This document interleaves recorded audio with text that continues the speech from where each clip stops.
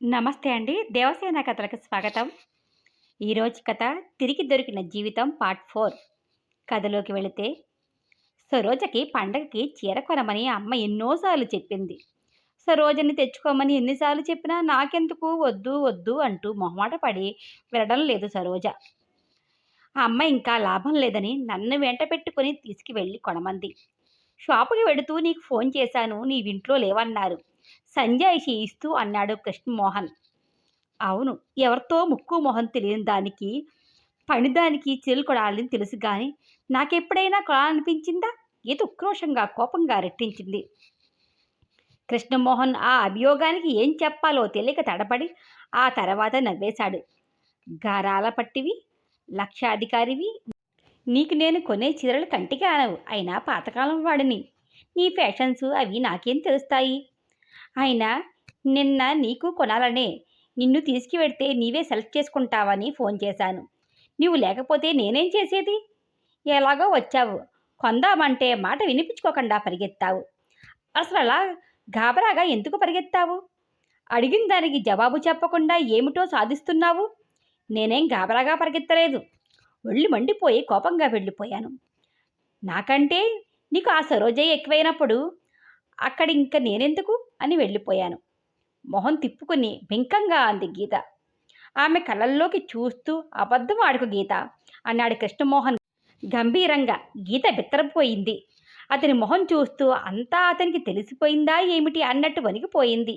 అంతలోనే లేని నిర్భరం తెచ్చుకొని, అబద్ధమేమిటి? నేనేం అబద్ధం ఆడలేదు అంది గాబరాగా అణుచుకుంటూ. ప్రభాకర్ని చూసి పరిగెత్తావు కదూ నీవు? నిజం చెప్పు. అతన్ని చూసి నీవెందుకు భయపడ్డావు? గీతమొహం పాలిపోయి వణుకుతున్న పెదాలతో. అతను అతను చెప్పాడా అంది ప్రాణం లేనట్లు భయకంపితి అయి చూస్తూ. గీత మొహంలో భావాలని వింతగా చూస్తూ.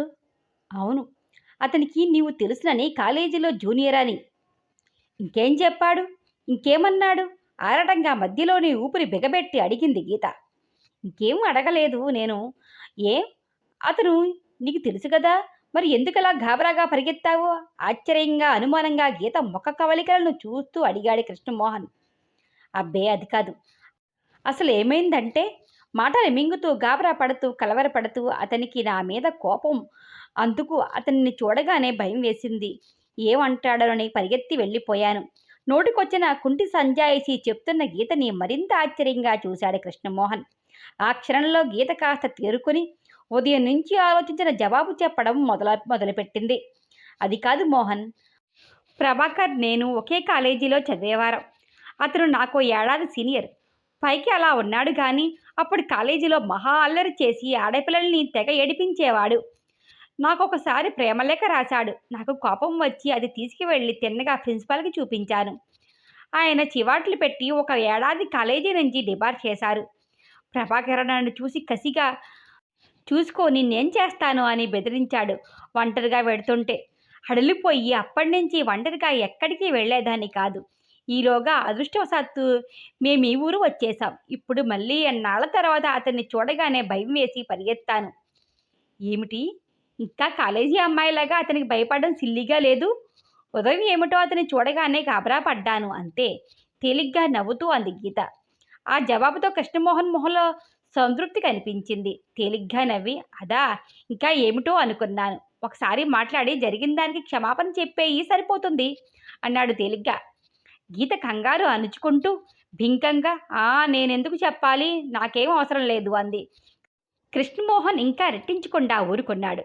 గీత మీకెలా తెలుసు? ప్రభాకర్ సరోజినిని ఆఫీసులో అడిగాడు మర్నాడు. కృష్ణమోహన్ గారికి కాబోయే భార్య. ప్రభాకర్ ఆశ్చర్యంగా, నిజంగానా అన్నాడు. ఏం ఆశ్చర్యపడుతున్నారు? అసలు ఆవిడ మీకెలా తెలుసు? సరోజ కుతూహలంగా అడిగింది. ప్రభాకర్ మొహం కఠినంగా మారింది.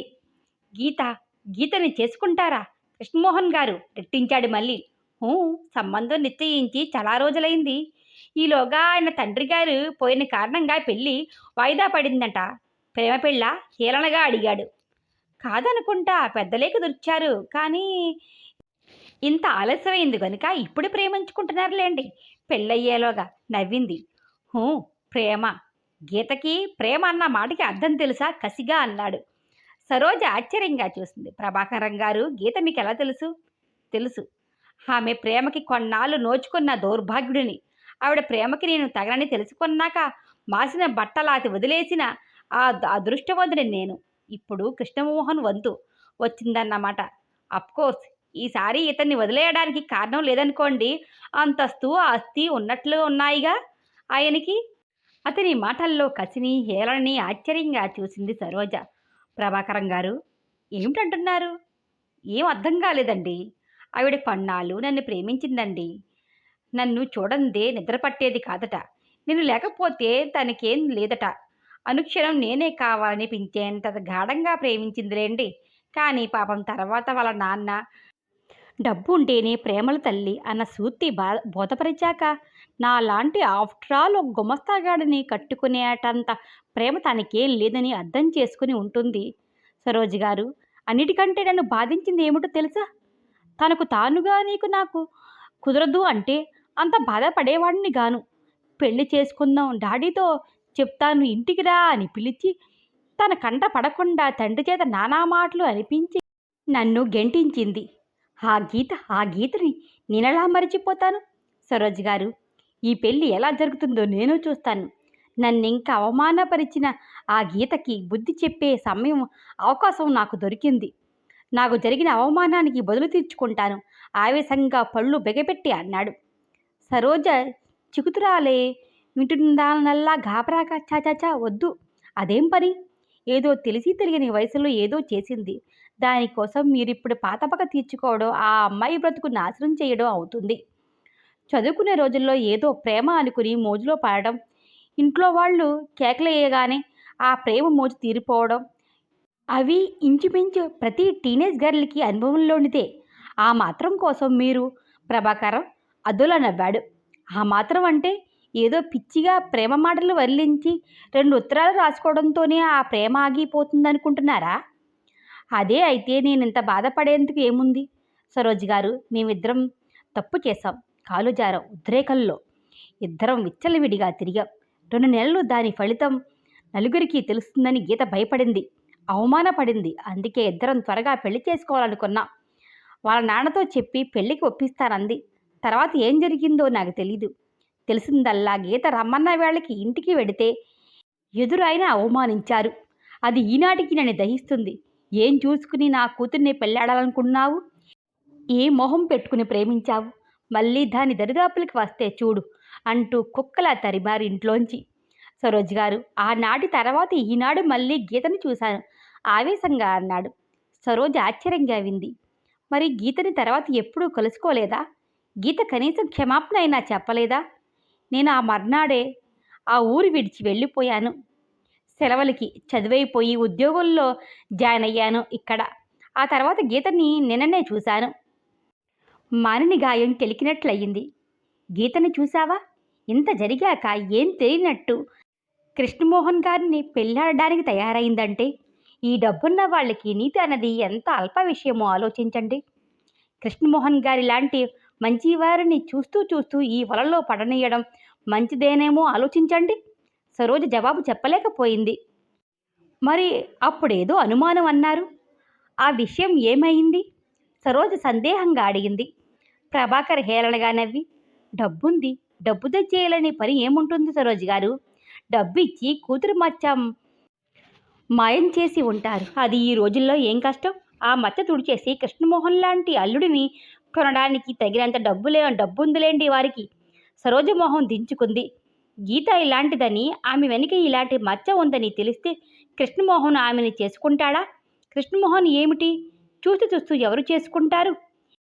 ఎంత నిష్ఠ నియమాలున్నాయి అతని తల్లికి. ఆవిడికి తెలిస్తే కొడలిగా ఎప్పటికీ అంగీకరించదు. వంశం, పరువు, ప్రతిష్ట ఇవన్నీ ఏమవుతాయి? ఈ సంగతి కానీ తర్వాత తెలిస్తే. కానీ చూస్తూ చూస్తూ ఆడపిల్ల బ్రతుకు నాశనం చేయడమా? ఏమిటా ఆలోచిస్తున్నా సరోజ్ గారు?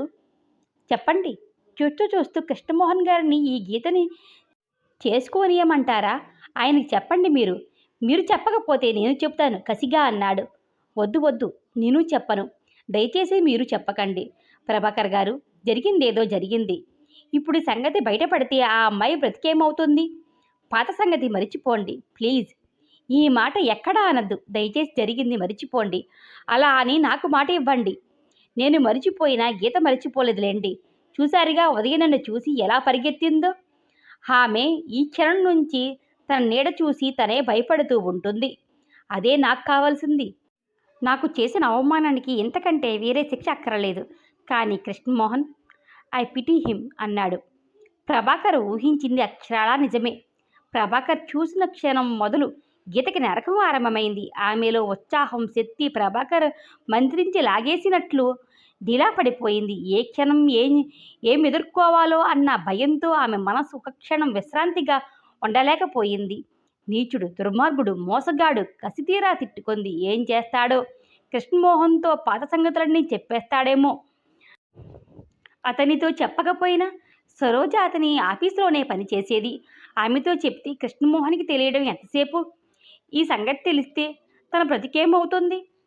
ప్రేమించారని కళ్ళబొల్లు కౌర్లు చెప్పి కబురైనా చెప్పకుండా నడిసముద్రంలోకి విడిచి పారిపోయిన నీచుడు. ఆ నీచుడు ఇప్పుడింక ఎంత నీచానికి వడిగట్టాడో. అలాంటి నీచుడు మాటలు నమ్మి మోసపోయినందుకు తన తొందరపాటుకి తగిన శిక్ష అనుభవించింది. పాత జీవితం పీడకలగా మరిచిపోయి అసలు ప్రేమకి అర్థం ఇప్పుడే తెలుసుకుని కృష్ణమోహన్ లాంటి సహృదయుడితో బ్రతుకు ముడివేసుకుందామనుకుని కలలు కనే సమయంలో మళ్ళీ ఈ పీడకల దాపురించిందేమిటి? దీనంతటికీ కారణం ఆ సరోజ. ఆ సరోజే లేకపోతే కృష్ణమోహన్ బజారుకి వెళ్ళేవాడు కాదు. వెళ్ళిన సరోజ లేకపోతే ప్రభాకర్ పరిచయం అవ్వడం జరిగేది కాదు. ఇప్పుడు ఆ రాక్షసి అసలే తన మీద కోపంగా ఉండి ఉంటుంది. ప్రభాకర్ చెప్పిందంతా చెప్పదా? తనే మొహం పెట్టుకుని సంజాయిషి ఇవ్వగలదు. చెప్పినదంతా అబద్ధమని నిరూపించడానికి ఆ ప్రభాకర్ దగ్గర ఇంకా తన ఉత్తరాలు అవి ఉండే ఉంటాయి. ఆలోచిస్తుంటే గీతకి పిచ్చిక్కినట్లు అవుతుపోతుంది. ఈ పాటికి కృష్ణమోహన్కి అంతా తెలిసిపోయి ఉంటుంది. ఏం చెయ్యడు? గీత కోపం అంతా సరోజ మీదకి తిరిగింది. అసలు సరోజ వచ్చిన దగ్గర నుంచి దానివల్లే తామిద్దరి మధ్య గొడవలు మొదలయ్యాయి. అన్నింటికీ కారణం అదే. గీత కసిగా ఎదురులేని సరోజిని తిట్టుకుంటుంది. 2 రోజుల కూతురు వాలకం కనిపెట్టి, రంగారావు గారు, ఏమిటిరా నాన్న అలా ఉన్నావు? 2 రోజులైన ఇల్లు కరడం మానేశావు. ఏ మోహన్ నీవు తగువలాడుకున్నారా ఏమిటి? నవ్వుతూ అడిగారు. జవాబుగా గీత మొహం నల్లబడడం, ఆమె కళ్ళల్లో బెదురు చూసి ఆయన కంగారు పడి బొజ్జగించి లాలించి ఆఖరికి అసలు సంగతి రాబట్టగలిగారు. వినగానే ఆయన తడబడిపోయి కంగారు పడిపోయారు. మొహం వివర్ణమయ్యింది. కృష్ణమోహన్ చూశాడా? కొంప మురిగిందమ్మా. వాడు నీ మీద కసితో ఏం చేస్తాడో, ఏం చెప్తాడో కర్మ. సరిగా ఈ ఊరికే తగలడాలా అతను? ఏం చెయ్యడం? ఆయన గాబరా పడిపోయారు. మరొక్క నెల గడిచిపోతే ముహూర్తం పెట్టించేసి ఆ పెళ్ళేదో జరిగిపోతే ఆయన గొనుక్కున్నారు. గీత వాడిపోయిన మొహం చూస్తే ఆయన గుండె ద్రవించింది. కూతురు భుజం మీద ఓదార్పుగా తట్టి, భయపడకు తల్లి, అంతగా అవసరమైతే ఆ ప్రభాకర్ని నయానో భయానో లొంగదీసుకోవచ్చు. ఒక్క నెల రోజులు ఆ భగవంతుడి దయ వల్ల ఎంతసేపు గడిచిపోతాయిలే. కూతుర్ని ఓదారుస్తూ ఏదో అన్న ఆ కబురు విన్న దగ్గర నుంచి ఆయన కాళ్ళు చేతులు ఆడడం లేదు. తండ్రి కూతురు పైకి నిర్భరంగా కనిపించాలని ప్రయత్నిస్తున్నా వారి మనసులలో అలజడి మొహం మీద కనిపించక మారడం లేదు. ఆ రోజు సంక్రాంతి. రంగారావు గారు పండగ ఏర్పాట్లు అట్టహాసంగా చేశారు. కాబోయే అల్లుడిని వియ్యపురాలని విందుకు పిలిచారు. ఆ రోజు శాస్త్రులని పిలిపించి వివాహ మహోత్సవం వెంటనే నిర్ణయించాలని నిశ్చయించుకున్నారాయన. కృష్ణమోహన్ తండ్రి సంవత్సరకాలు వెళ్ళలేదని ఆ ఏడాది పండగ చేసుకోలేదు. ఇంట్లో రంగారావు గారు అల్లుడిని వియ్యపురాలని ఆహ్వానించడానికి వచ్చారు. సరస్వతమ్మ తను రావడానికి ఎంత మాత్రం ఇష్టపడలేదు.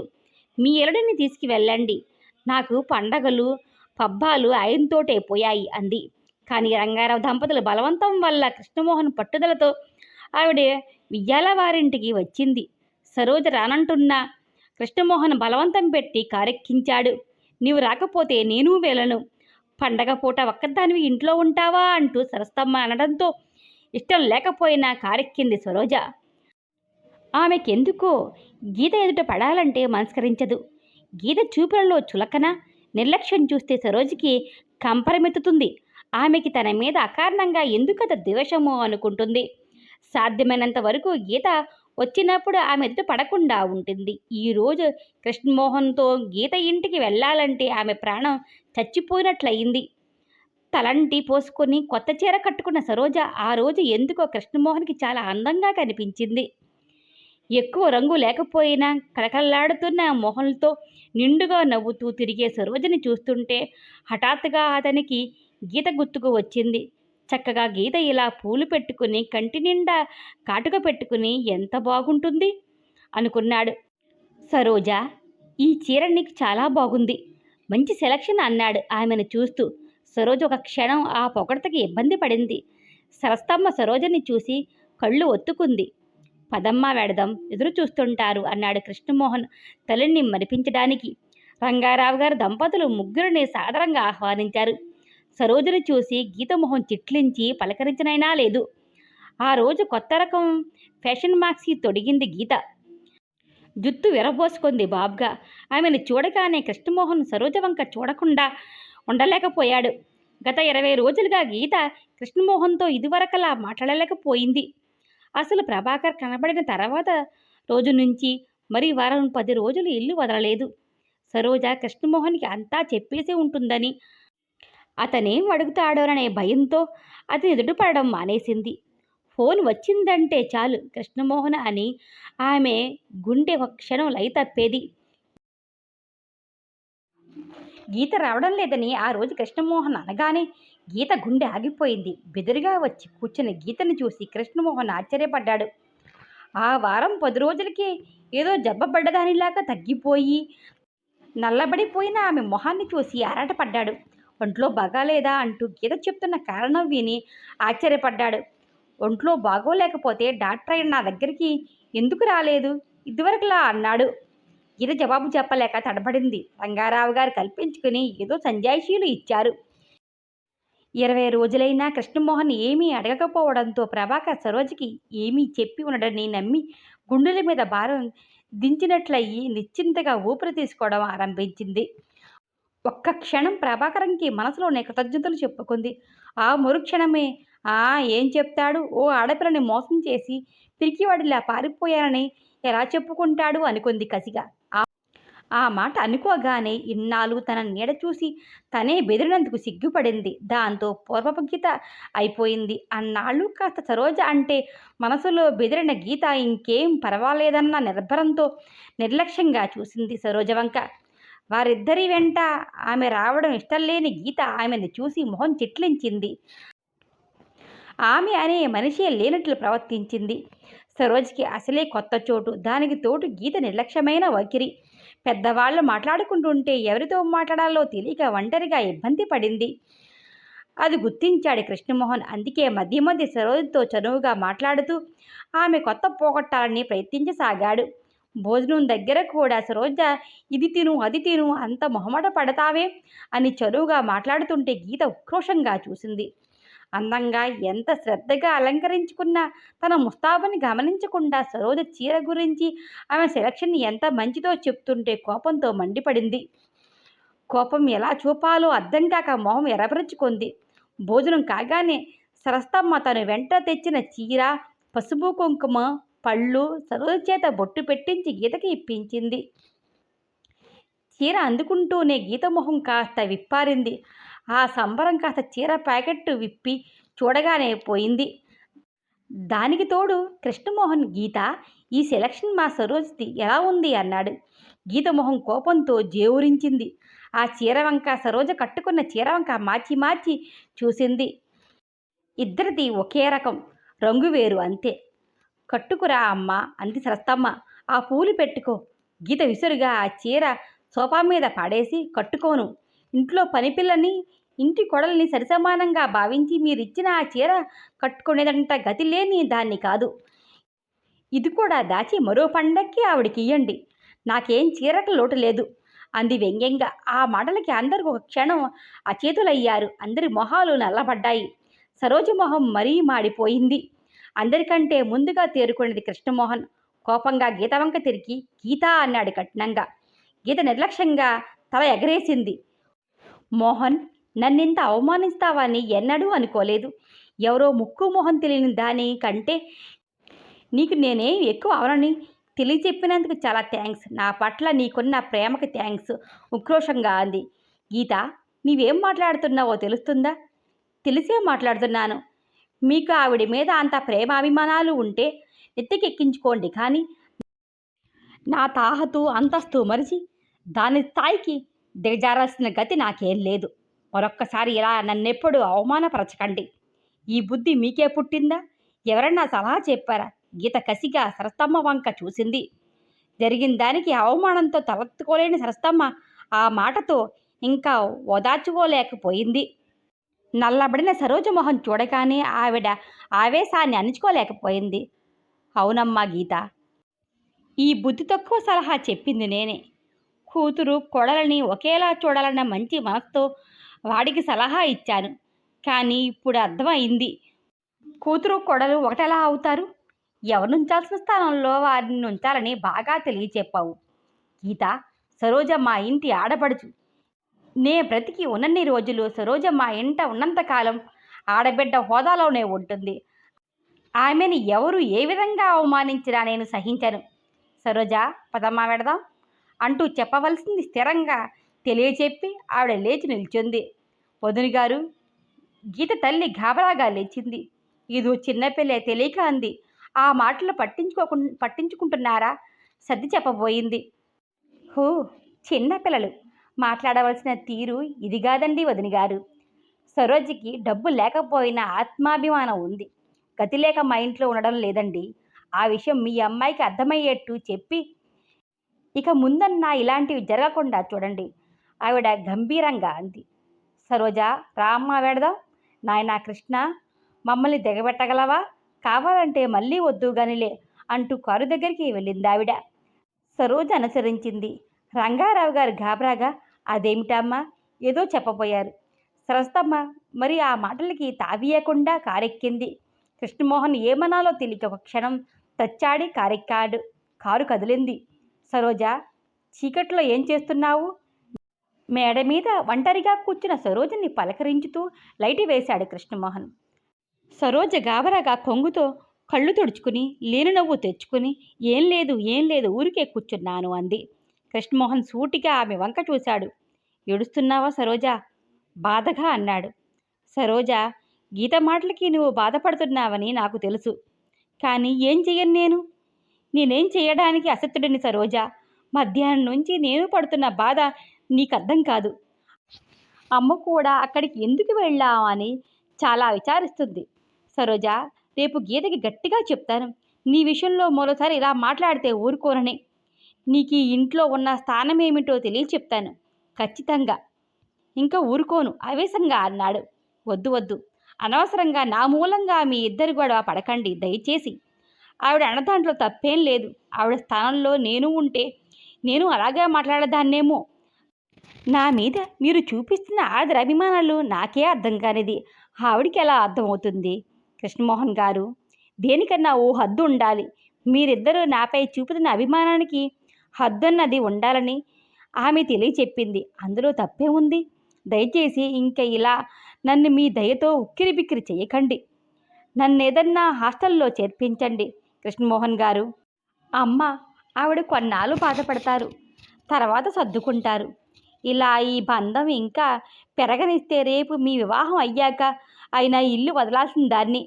నా మీద ఆవిడ ఇంకా మమకారం పెంచుకోవడం ఎవరికీ మంచిది కాదు. దయచేసి నన్ను వెళ్ళనియ్యండి. నన్ను ఇలా ఇబ్బంది పెట్టకండి ఇంకా. సరోజ, ఇక్కడుండడం నీకంత ఇబ్బందిగా ఉందా? వీచరితుడై అన్నాడు. అంతలోనే అవునులే, ఆత్మాభిమానం నిలవని చోట పట్టుపరుపులైన ముళ్ళు పానుపులాగానే ఉంటాయి నీలాంటి అభిమానవతికి. సరోజ, నా పెళ్ళి నిన్ను మా నుంచి దూరం చేసినట్లయితే ఆ పెళ్లి చేసుకోవాలనే కోరిక చచ్చిపోతుంది నాలో వెదగా అన్నాడు. కృష్ణమోహన్ గారు. సరోజ ఆశ్చర్యంగా చూసింది. అవును సరోజ, నీవు లేని ఇల్లు ఎలా ఉంటుందో ఏమవుతుందో ఊహించలేకపోతున్నాను. సరోజ, నిన్నిక్కడ ఎలా శాశ్వతంగా ఉంచుకోగలనో అర్థం కావడం లేదు నిట్టూర్చి అన్నాడు బాధగా. అతనేం మాట్లాడుతున్నాడో అతనికే తెలియనట్లు మాట్లాడుతున్న కృష్ణమోహన్ ధోరణి ఆ రోజు చాలా వింతగా అనిపించింది సరోజకి. గీత ఇంట్లో జరిగిన దానికి తనెంత బాధపడుతున్నాడో అతని మొహమే తెలియచెప్తుంది. అతని మనసులో ఏదో వ్యత అనుభవిస్తున్నట్టు అతని కళ్ళే చెబుతున్నాయి. అలా బాధపడుతున్న అతన్ని చూస్తుంటే సరోజ మనసు గిలగిలలాడింది. అతని దగ్గరికి తీసుకుని ఓదార్చాలనిపించిన కోరికని బలవంతంగా అదుపులోనే పెట్టుకుని, మీరెవరు, నేనెవరు అని నా కోసం బాధపడుతున్నారు మీరు? 4 రోజుల బంధం మనది అన్నది మరిచిపోకండి కృష్ణమోహన్ గారు, మృదువుగా అంది. మరి 2 నెలల్లో ఇక్కడి నుంచి వెళ్ళిపోయే దానికోసం మీరు బాధపడకండి. అదే సరోజ నాకు అర్థం కానిది. ఎక్కడి నుంచో వచ్చిన నీ మీద నాకెందుకు ఈ అభిమానం అన్నదే నాకు అర్థం కావడం లేదు. నిన్ను దూరం చేసుకోవడానికి నాకెందుకింత బాధ? నీవెవరు అని మనసుకి ఎంత నచ్చచెప్పుకుందామన్నా మనసు మాట వినడం లేదు సరోజ. మన ఈ అనుబంధం ఏనాటితో అయి ఉండాలి? ఆవేశంగా అన్నాడు. ఒక క్షణం మౌనంగా ఊరుకుని, సరోజ ఒక్క ప్రశ్నకి జవాబు చెప్పు అన్నాడు. సరోజ గుండె ఒక క్షణం లయతప్పింది.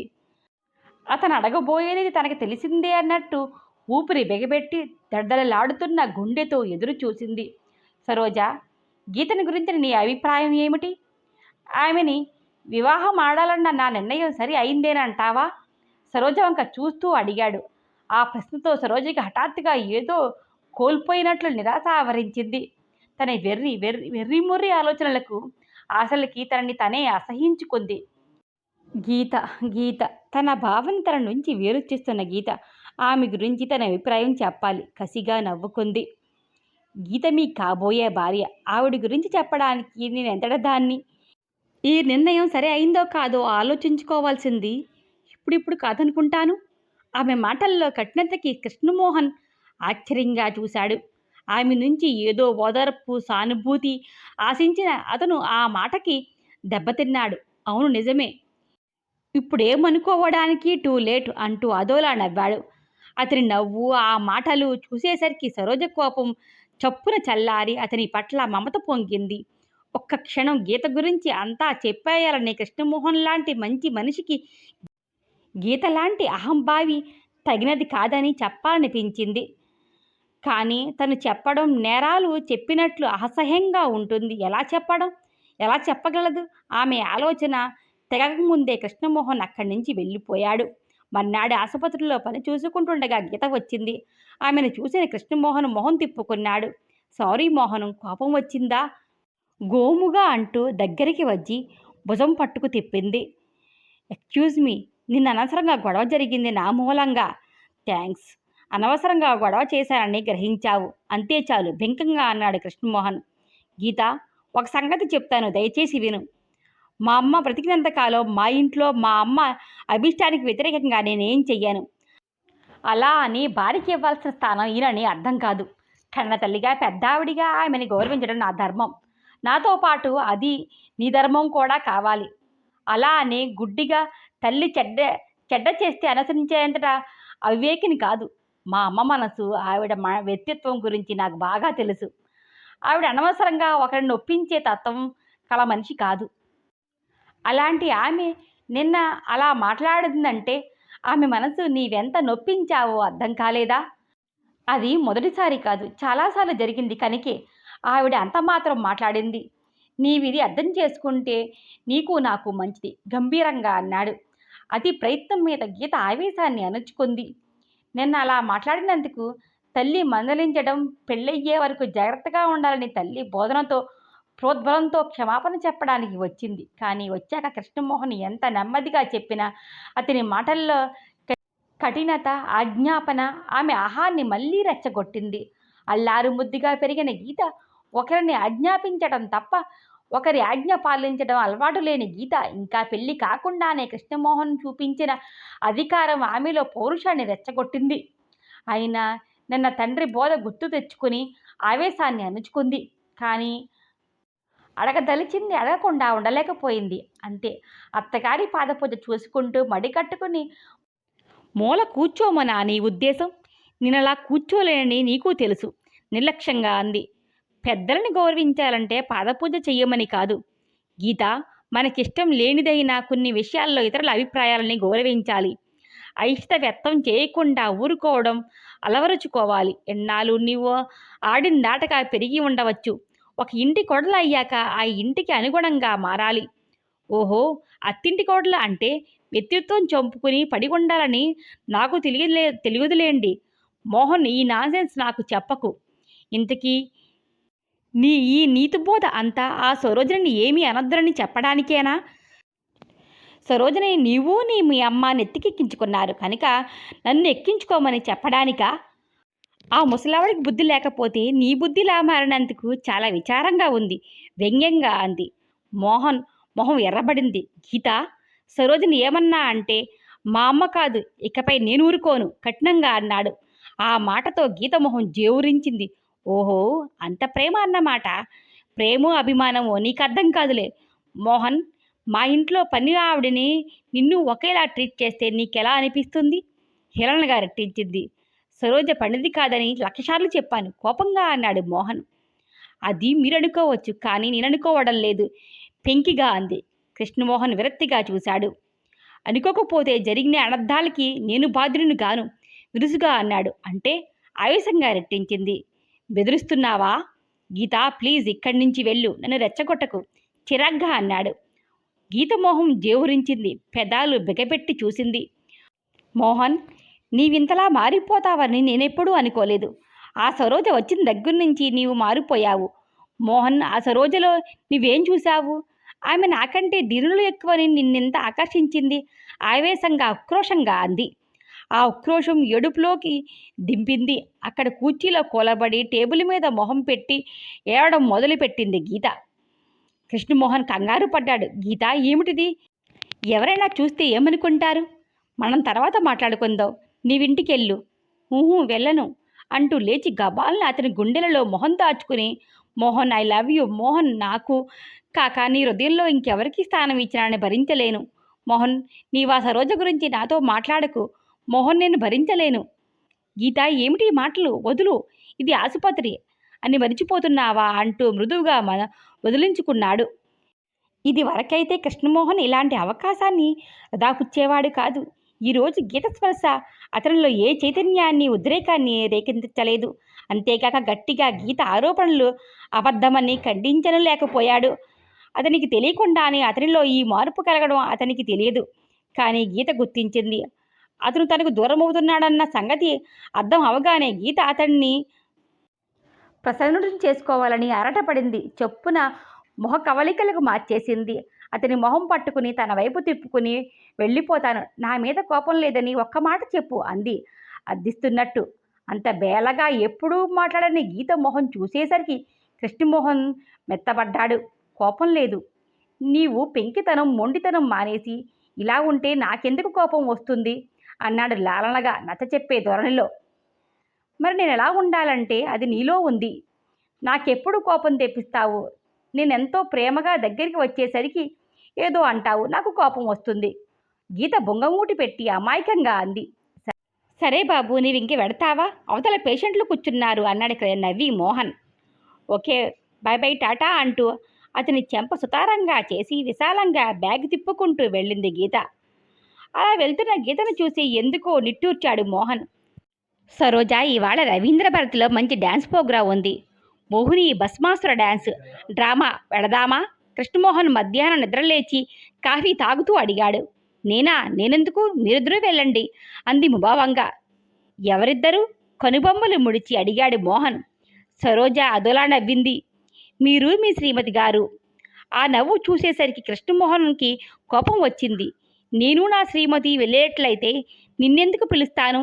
నీవు వస్తావో రావో చెప్పు, ఇంకో విషయం నీకు అనవసరం, కోపంగా అన్నాడు. అతని అనవసర కోపానికి సరోజ కాస్త ఆశ్చర్యపడింది. అసలు ఈ మధ్య ఎందుకో కృష్ణమోహన్ చాలా చిరాగ్గా, అన్యమనస్కంగా ఉంటున్నాడు. ఎప్పుడు సౌమ్యంగా చిరునవ్వుతో ఉండే అతని మొహం కళావిహీనమై ఏదో ఆలోచనలతో విసుగ్గా ఉంటున్నాడు. ఏదో సమస్య అతన్ని వేధిస్తున్నట్టు కనిపిస్తున్నాడు. సరోజ, సరస్తమ్మ 2-3 సార్లు అడిగినా ఏం లేదమ్మా అన్నాడు. ఏమిట్రా కోపం? ప్రక్కనే ఉన్న సరస్తమ్మ సరోజ చిన్నపిచ్చుకోవడం చూసి సున్నితంగా మందలించింది. అవునమ్మా, గీతతో వెళ్లే మాట అయితే ఆవిడి గారికి ఇలాంటివి ఇంట్రెస్ట్ లేదని తెలుసు కదా. ఈవిడిని ఎందుకు అడుగుతాను? ఏదో పోని సంగీతాభిరుచి ఉంది, ఇలాంటివి ఇష్టపడుతుందని. పోనీ కదా అని నా మీద అంత జాలి మీకెందుకులేండి. సరోజ ఉడుకుమోత్తనంగా అంది. ఏమిట్రా ఇద్దరు చిన్నపిల్లల్లా? వెళ్ళమ్మా సరోజ, సరదాగా. ఎప్పుడు ఇల్లు కదలనే కదలవు. వాడన్నట్టు నీకు ఇలాంటివి ఇష్టం కదా, వెళ్ళిరండి. మీరు రండి. మేమిద్దరం వెడితే ఏం బాగుంటుంది? ఎవరన్నా ఏదన్నా అనుకుంటారేమో బిడియంగా అంది సరోజ. నిన్నేం కొరుక్కు తిరనులే. నాతో రావడం ఇష్టం లేకపోతే మానేయి. ఈ కుంటి సాకులు ఎందుకు? ఎవరో ఏదో అంటారట హేళనగా కవ్వించాడు. కుంటి సాకులేం కాదు. ఎవరో ఎందుకు? మీ గీతాదేవి గారికి తెలిసిందంటే అబ్బాయి గారేం చెప్తారో అప్పుడు. ఆవిడ రేపొద్దున్న నిలేసినప్పుడు మొహం ఎలా మారుతుందో చనువుగా ఎగతాళి పట్టించింది సరోజ. ఆ ఎగతాళి ఇదివరకైతే స్పోర్టివ్గా తీసుకునేవాడు మోహన్. కానీ ఇప్పుడు మనసు బాగోలేని అతనికి సరోజ అతని చేతకానితనాన్ని ఎత్తి పొడుస్తున్నట్లు అనిపించింది. చాలా కోపం, ఉడుకుమొత్తనం వచ్చాయి అతనికి. ఏ అంత చెవడదద్దమ్మలా కనిపిస్తున్నానా? సరోజ, చనువిచ్చానని నెత్తికెక్కాలని ప్రయత్నించకు. నీ హద్దులో నువ్వుండు. కోపంగా అని విశ్వస వెళ్ళిపోయాడు. ఆ మాటకి సరోజ వెలవెలపోయింది. సరస్తమ్మ మొహం ఎర్రబడింది. అవమానంతో సరోజ కళ్ళల్లో నీరు తిరిగింది. సరోజ, చా ఏమిటిది? వాడేదో ఇవాళ కోపంగా ఉన్నాడమ్మా. అసలు ఈ మధ్య వాడెందుకో చాలా చిరాగ్గా ఉంటున్నాడు. ఆ కోపంతో ఏదో అన్నాడు. అది పట్టించుకోకు. వాణ్ణి నేను కేకలేస్తాగా సముదాయించే ధోరణిలో సరోజతో అంది. సరోజ అదోలా నవ్వి కళ్ళు తుడుచుకుంది. ఆయన అన్నదానిలో తప్పులేదు లేండి. తప్పు నాదే అంది. వాడెప్పుడు ఇలా లేడు. ఏమైందో ఈ మధ్య వాడికి అందుపట్టకుండా ఉంది. సరోజ, వాడు బాధపడతాడు, వెళ్ళమ్మా. వస్తానని చెప్పిరా, వెళ్ళు. ఆవిడ ఆవేదనగా అంది. సరోజ క్షణం ఆలోచించి మేడ మీదకి వెళ్ళింది. మేడ మీద వాలు కుర్చీలో కళ్ళు మూసుకుని పడుకున్నాడు కృష్ణమోహన్. అతని మొహంలో గూడు కట్టుకునే వేదన చూడగానే సరోజ చెల్లించింది. అలికిడికి కళ్ళు విప్పి చూశాడు మోహన్. అతను చూడగానే తలదించుకుంది సరోజ. ఆమెను చూసి తప్పు చేసిన వాడిలా తడబడుతూ ఏదో అనబోయాడు. ఆలోగా సరోజ, డాక్టర్ గారు క్షమించండి, నన్ను తొందరపడ్డాను అంది. ఆ మాటకి అతను చెప్పబోయింది ఆపేసి నిట్టూర్చి, సరోజ, నీవన్నా నన్ను అర్థం చేసుకోవా అన్నాడు ఆవేదనగా. అర్థం ఎలా చేసుకోగలను? చనువుగా ఉండాలంటారు. తీరా చనువు చూపి దగ్గరికి పోతే దూరం చేసేవారని ఏమని అర్థం చేసుకోవాలో నాకు అర్థం కాదు. నా హద్దులు దాటినందుకు మంచి శిక్షే వేశారు. సరోజ, క్షమించు. నా మనసేం బాగోలేదు. నీకెలా చెప్పాలో తెలియదు నాకు. నన్ను అర్థం చేసుకుని క్షమించగలిగితే క్షమించు బాధగా అన్నాడు. అతని వంక పట్టి పట్టి చూస్తూ, ఏమిటండి మీకు వచ్చిన కష్టం? మనసు బాగోలేకపోవడం ఏమిటి? కొత్తగా మాట్లాడుతున్నారు. ఈ మధ్య మీరెందుకు ఇలా ఉంటున్నారు? మీకు వచ్చిన లోటేమిటి? ఆశ్చర్యంగా అడిగింది. కృష్ణమోహన్ నిర్లిప్తంగా నవ్వాడు. అది నీకు అర్థం కాదులే. సరే, ఇంతకీ డాన్స్కి రావా నీవు? పదండి వెడదాం. మీ ఇంట్లో ఉన్నంతకాలం మీ ఆజ్ఞ ఎలా జవదాడను? కృష్ణమోహన్ మొహం వికసించింది. ఆ మాత్రం తెలుసుకున్నావు కదా, ఎప్పుడూ నాకెదురు చెప్పకు అన్నాడు నవ్వి. రవీంద్ర భారత్లో సరోజ పక్కన కూర్చునే నృత్యం చూస్తున్నంతసేపు మళ్ళీ మామూలు కృష్ణమోహన్గా మారాడు. చాలా రోజులు తర్వాత ప్రశాంతంగా ఉంది మనసు అతనికి. చాలా కుతూహలంగా చూస్తూ నృత్యంలో లీనమయ్యి సరోజను చూసి, ఎలా ఉంది సరోజ ఆప్యాయంగా అడిగాడు. ఆ గొంతులో మాధవానికి సరోజ ఏదో అయ్యింది. చాలా బాగుంది, థ్యాంక్స్. మీరు తీసుకురాకపోతే ఇంత మంచి ప్రోగ్రాం మిస్ అయ్యేదాన్ని అంది అతని వంక చూస్తూ. అయితే నాకేదన్నా మంచి ప్రజెంటే ఇవ్వాలి మరి. ఉత్తి థ్యాంక్స్ చెప్తే సరిపోదు చిలిపిగా అన్నాడు. సరోజ గతుక్కుమని చూసింది. కొంటిగా మెరుస్తున్న అతని కళ్ళు చూడగానే సరోజ గుండె దడదడలాడింది. ఏం కావాలో అడగండి కాసేపటికి అనగలిగింది. ఏం కావాలా అని క్షణం ఆలోచించి, ఇప్పుడు కాదు, సమయం వచ్చినప్పుడు అడుగుతాను. ప్రామిస్ చేశానని మరిచిపోకు అన్నాడు. సరోజ నిట్టూర్చింది. కృష్ణమోహన్ నవ్వుతూ ఏదో కామెంట్ చేస్తూ సరదాగా మాట్లాడుతూనే ఉన్నాడు. అంతసేపు అతనలా సంతోషంగా సరదాగా సరోజ సరోజ అంటూ చనువుగా మాట్లాడుతూ ఉంటే సరోజకి బాగా గుర్తు వచ్చాడు. ప్రక్కన కూర్చున్న అతని స్పర్శ ఆమెకి పాత రోజులు గుర్తుకు రాసాగాయి. అంతలోనే ఆమెలో ఏదో నిస్పృహ, నిరాశ. కృష్ణమోహన్ బావ ఎలా అవుతాడు? తనకేమవుతాడు? ఆశలు పెంచుకునే అవకాశం కూడా లేదు అని తెలిసినా ఈ మనసు అతని పట్ల ఎందుకు ఆకర్షితురాలవుతుంది? అతనిలో భావన చూసుకోవడం, దానివల్ల మరింతగా బాధపడడం, ఇంతేగా తనకు మిగిలింది. నిట్టూర్చింది సరోజ తనకి తెలియకుండానే. ఏమిటి సరోజ అలా ఉన్నావు? ఇంతసేపు సరదాగా ఉన్నావు, ఇంతలోనే మళ్ళీ మూడు ఏమిటి మారిపోయింది?